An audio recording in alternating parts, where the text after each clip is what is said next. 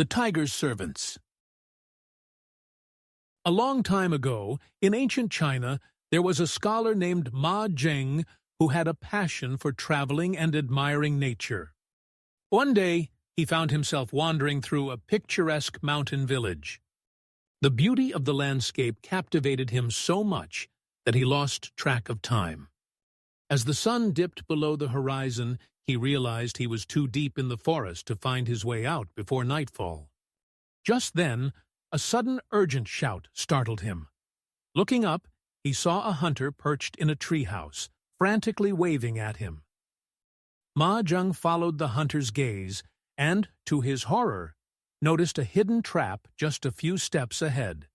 Sharp arrows poised to strike at the slightest misstep. The hunter climbed down swiftly. Who are you? What are you doing here so late? Ma Zheng, still shaken, explained that he had been too engrossed in the scenery and lost track of time. The hunter's face grew serious.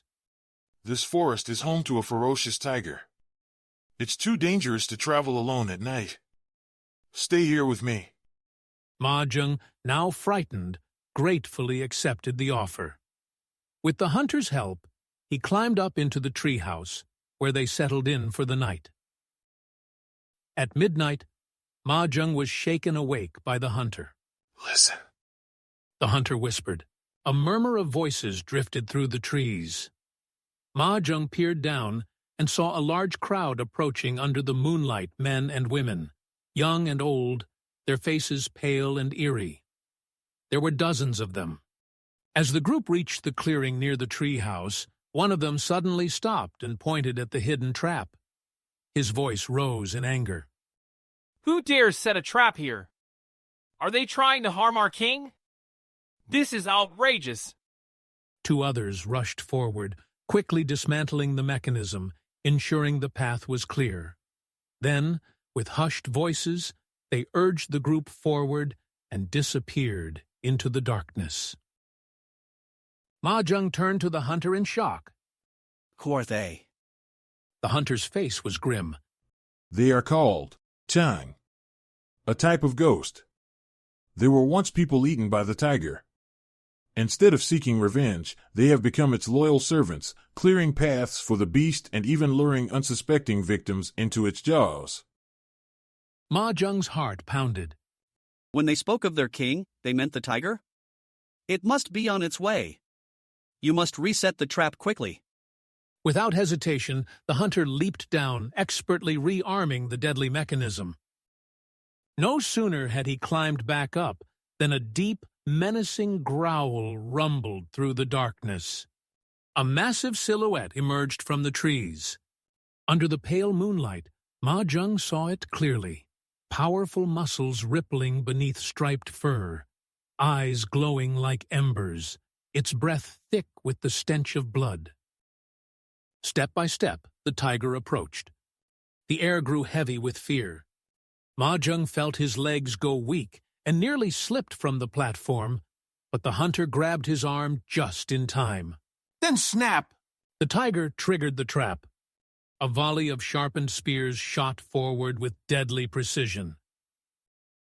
The beast let out an ear-splitting roar, its body convulsing as the spears struck deep into its heart. It thrashed violently, shaking the trees, howling in agony, before finally collapsing, lifeless. But their relief was short-lived. In the distance, the wailing of the Chang filled the air. The ghostly servants of the tiger had returned, drawn by their master's final cry. They gathered around the fallen beast, weeping and mourning. Who killed our great king? Who has done this? They sobbed, their sorrow eerily genuine. Ma Zheng, filled with rage, could no longer hold back. He shouted down from the treehouse. You fools! Don't you remember how you died? You were devoured by this beast, yet you still mourn it. How can you be so blind?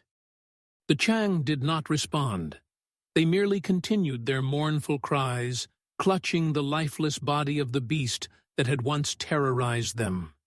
And so, the tale of the Chang became a cautionary legend, a story of those who, even in death, remained loyal to their oppressor. In later generations, people would use the idiom 为虎作伥 serving the tiger to describe those who, instead of resisting evil, foolishly defend it, even when they were once its victims, a concept strikingly similar to what we now call Stockholm Syndrome.